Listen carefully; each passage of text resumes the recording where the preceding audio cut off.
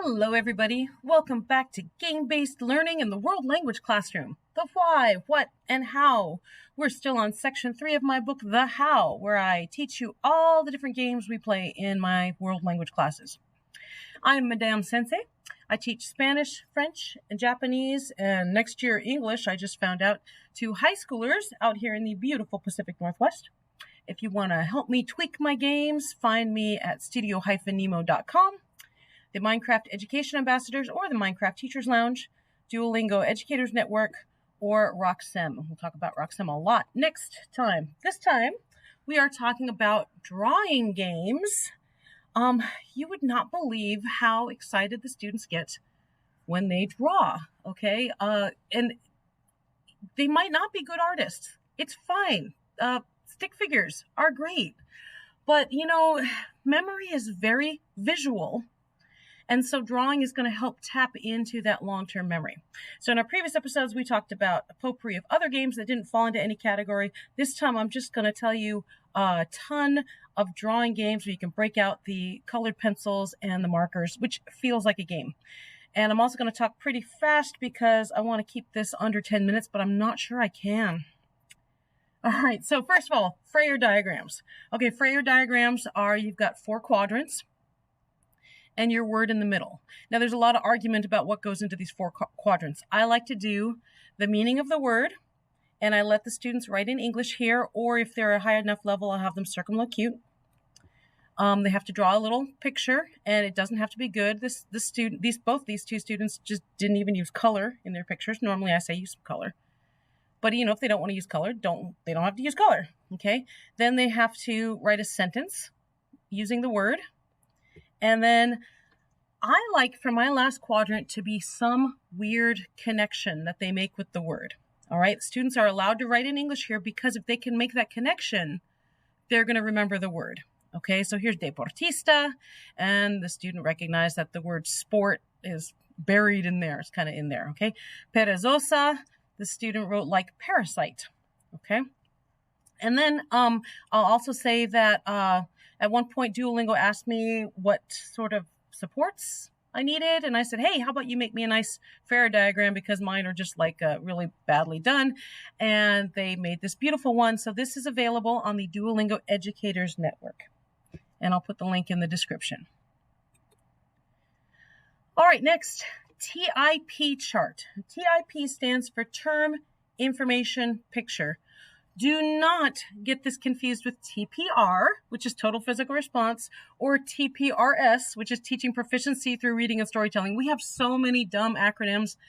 It's so hard to keep them straight. Okay, so a Term Information Picture chart is basically, you've got your term. Okay, here's the term here. And you've got some information. And for me, it's usually the students using it in a sentence. And then the picture. The students draw a picture. Okay. This is supposed to be a giant poster that you hang in your classroom, but I don't know if I've mentioned this before, but I teach 3 languages and now 4 languages in my classroom, and my wall real estate is really super precious, so I don't hang up big anchor charts or word walls like I really ought to be doing. It's hard for me to do. I've got my cheater ways around it, which I think I've shown you, my projector screens that I pulled down, and of course I use the Smartboard a lot and everything, but it's difficult for me. So instead, I like to have students do this by themselves. And I will tell you that my colleague upstairs in science, Tiffany, she has her students do this by themselves, and then they do a gallery walk around the classroom, and then they choose which picture they like the best for each of the terms. And then they transfer those pictures onto a giant poster that they keep in the class. So I think that's a good idea, but I don't have room for a giant poster. So you know how I did it here. These are working with idioms with avoir, right? But generally what I like to do is I just have a blank stack of 9 empty boxes. There's nothing written here.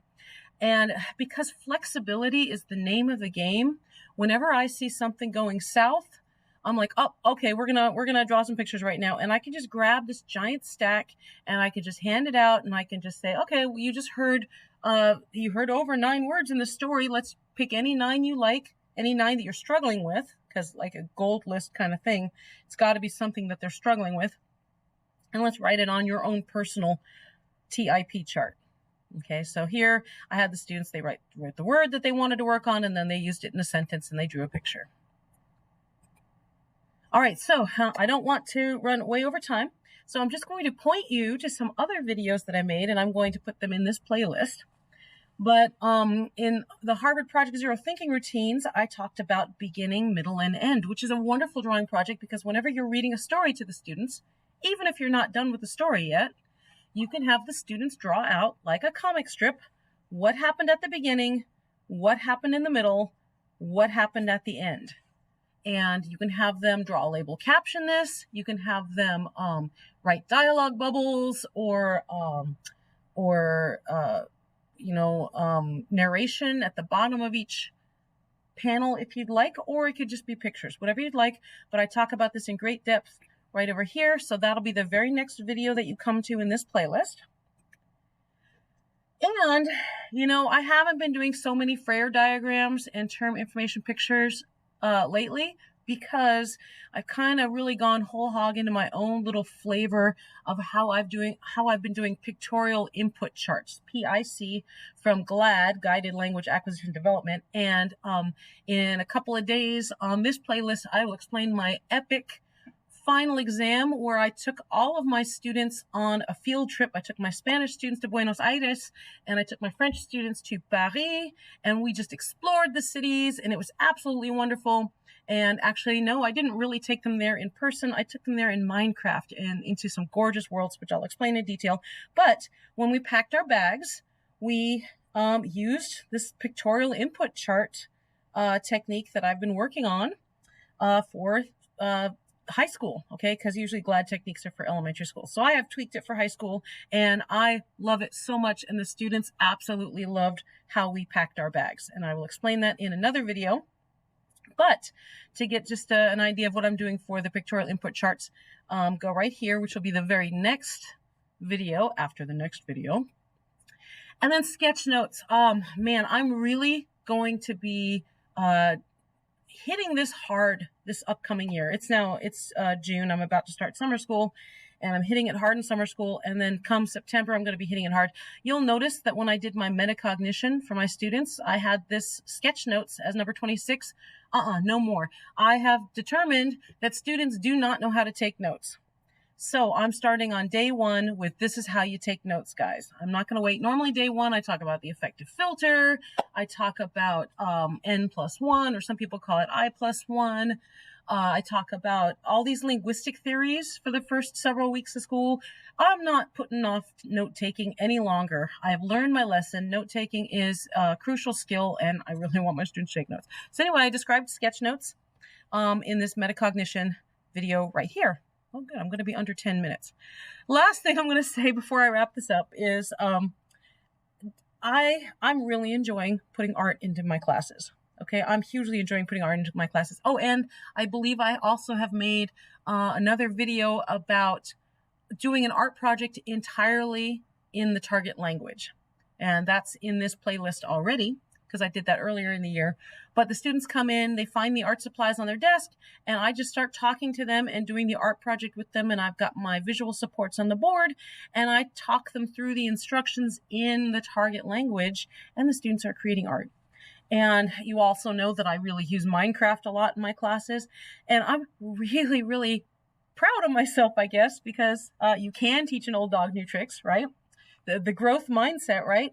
I got my arts integration credentials from my union, who was paying for these micro credentials. And I also explain that in another video that I have in this playlist. But I had a blast thinking about all the different ways that I incorporate art into my classroom. And my students had a blast experimenting with me, putting more art in. And it's application. The more I move towards game-based learning and project-based learning, yeah, you need that application of language. So this is a perfect way to do it. And next episode, look, I kept it under 10 minutes. Next episode, talking about something else near and dear to my heart. We're going to talk about multitude of musical games. I've got my minor in music, and we'll talk about all the ways you can bring music into your classroom. So I hope to see you there.